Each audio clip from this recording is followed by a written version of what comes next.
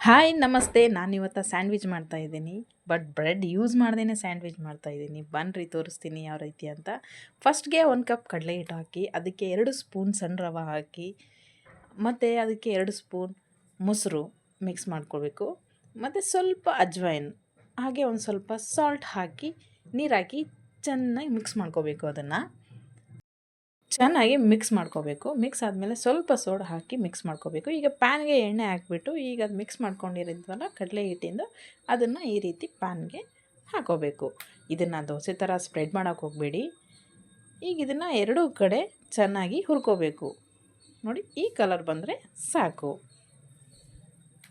ಈಗ ನೆಕ್ಸ್ಟ್ ಇನ್ನೊಂದು ಕೂಡ ಅದೇ ರೀತಿಯಾಗಿಯೇ ಎರಡೂ ಕಡೆ ಚೆನ್ನಾಗಿ ಫ್ರೈ ಮಾಡ್ಕೋಬೇಕು.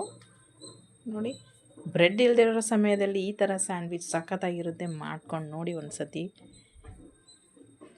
ಈಗ ಇದು ರೆಡಿಯಾಗಿದೆ. ಇದಕ್ಕೆ ಕಟ್ ಮಾಡ್ಕೊಂಡಿರೋ ಒಂದು ಸ್ವಲ್ಪ ಈರುಳ್ಳಿ, ಒಂದು ಸ್ವಲ್ಪ ಕ್ಯಾರೆಟ್ ಹಾಗೂ ಒಂದು ಸ್ವಲ್ಪ ಕ್ಯಾಪ್ಸಿಕಮ್, ಒಂದು ಸ್ವಲ್ಪ ಟೊಮ್ಯಾಟೊ ಹಾಕಿ, ಚೀಸ್ ಇದೆಯಲ್ಲ, ಚೀಸ್ನ ಈ ರೀತಿಯಾಗಿ ಸ್ವಲ್ಪ ಚೀಸ್ ಹಾಕ್ಕೊಂಡು, ಸ್ವಲ್ಪ ಖಾರದ ಪುಡಿ, ಒಂದು ಸ್ವಲ್ಪ ಉಪ್ಪು ಹಾಕ್ಬಿಟ್ಟು ಇದನ್ನು ಕ್ಲೋಸ್ ಮಾಡಿ, ಈಗ ಒಂದು ಸ್ವಲ್ಪ ಪ್ಯಾನ್ಗೆ ಅಲ್ಲಿ ಇಟ್ಬಿಟ್ಟು ಸ್ವಲ್ಪ ಎರಡು ಕಡೆ ಫ್ರೈ ಮಾಡ್ಕೊಂಬಿಟ್ರೆ, ಒಂದು ಚೀಸ್ ಮೆಲ್ಟ್ ಆಗೋ ತನಕ ಫ್ರೈ ಮಾಡಿದರೆ ನೋಡಿ ರೆಡಿ ಆಗುತ್ತೆ ಸ್ಯಾಂಡ್ವಿಚ್. ಚಿಕ್ಕ ಮಕ್ಕಳಿಂದ ಹಿಡಿದು ದೊಡ್ಡವರು ತನಕ ಎಲ್ಲರೂ ತಿನ್ಬೋದು. ಇದನ್ನು ಟೇಸ್ಟಿಯಾಗಿರುತ್ತೆ, ಸಖತ್ತಾಗಿರುತ್ತೆ. ಟ್ರೈ ಮಾಡಿ ನೋಡಿ.